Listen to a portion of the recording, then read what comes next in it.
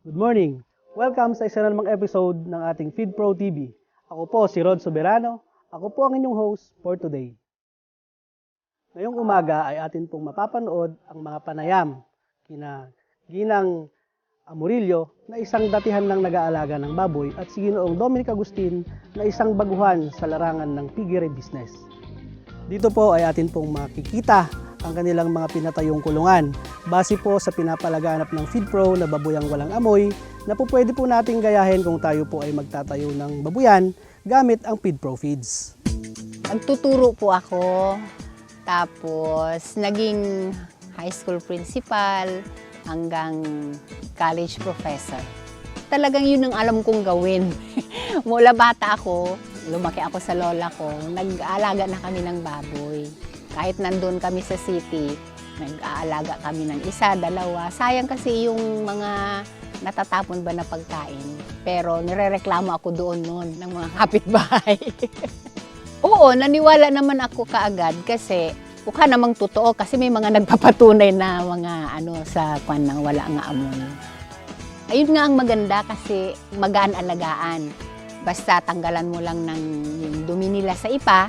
Tapos, pag nilagyan mo ng tubig yung, ang tawag ko ay swimming pool, maghapon na nila yon. Sa gabi, sa 5 o'clock, 6 o'clock, tatanggalin mo lang yung tubig, bubuksan ko lang yung niya, tapos wawalisan mo lang yon. Yun lang yung trabaho doon. Tapos, nag-enjoy akong magpakain kasi dun sa isang balde, tatabuin ko lang ganyan, ilagay ko na yan. Kaya matalsik-talsikan ka nga lang, pero it's a part of my joy ba?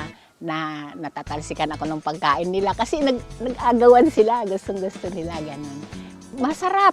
Kasi nung unang nagbenta ko ako, alam ko naman yung pwesto niya sa palengke, bumili ako. Parang native ang lasa, yung malinamnam ba? Hindi masyadong mataba. Pinkish yung meat. Yung ating consumption, gusto natin tayong mag-produce para alam ko kung ano yung mga nilalagay doon, para maproteksyonan din yung health namin, ng family. Tapos alam ko yung process ng nilalagay doon. Kaya sabi ko, yun na lang ang libangan namin ng retirement. Yun po mga balak magbabuyan o kaya yung mga nagbababuyan na subukan niyo po ang Feed Pro kasi although medyo mas mahal ang halaga niya sa market pag binili mo, pero mas matipid siya kasi yung pag binabad mo, dumadami, tapos mas maikli ang pagpapalaki. Yung oras ng pagpapalaki, mas madali ang return of investment. Mas madaling mabibenta kasi mas maikli. Hindi siya inaabot ng 4 months na alagaan. Dati na akong may babuyan. Ang problema, medyo mabaho yung una kong babuyan. Siguro mga hanggang 40. Kaya lang nirereklamo ako dyan sa kapitbahay. Totally, in-stop ko yung pag-aalaga ko ng baboy dahil nga mahirap unang-una sa paglilinis tsaka sa tao, mahirap kumuha. Tatagal lang ng 1 buwan hanggang 2 buwan. Pagkatapos noon, aalis na. Pero ngayon, kahit 1 tao lang, ilang butas to, 7 na butas, siguro mga 100 hanggang 120 baboy kayang ululan. 1 tao lang ang kailangan. Siyempre, unang-una, susubukan mo muna yung kumbaga nagsimula muna ako ng 1 butas dyan, bago ko ituloy lahat yan. Nakita kong maganda ang pag laki ng mga baboy, kaya pinatuloy-tuloy ko na hanggang dito. Siyempre, hindi mo masabing lahat ng negosyo lahat tuloy-tuloy, di ba? Siyempre, kahit paano yung mga baboy, makikita mong minsan mayroon kang nakukuha hindi magandang lahi na kailangan na titignan mo muna kung saan nanggaling yung baboy. Wala naman ako masasabi, kumbaga satisfied naman ako sa products nila at saka sa ginawa nilang disenyo sa pag-aalaga ng baboy. Makikita mo naman, di ba ngayon, tulog. Makita mo sa ibang conventional dati, may ingay yan. Hanggat hindi mo nililinis at hindi mo pinapakain, talagang hindi ka patutulogin sa ingay niyan. Kung halimbawa, kahit meron ka lang 10 baboy, hindi ka patutulogin yan.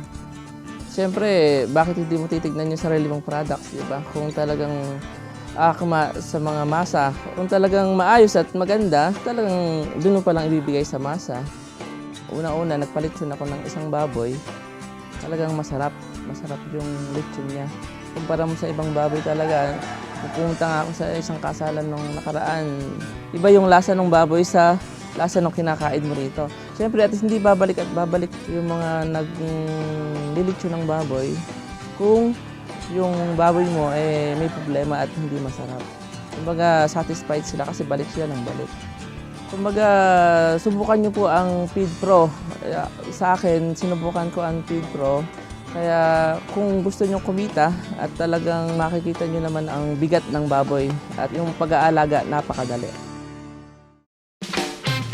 Atin na naman pong naibahagi ang mga kwentong pagpapatotoo sa araw na ito. Kung gusto po ninyong sumubok sa pagninegosyong pagbababuyan gamit ang Feed Pro Hog Feeds, maaari niyo po kaming kontakin o tawagan sa mga numerong makikita ninyo sa inyong TV screen. Muli, ako po si Rod Soberano ng Pro Natural Feed Corporation na nagsasabi para sa matagumpay na negosyong pagbababuyan, gumamit ka ng Feed Pro.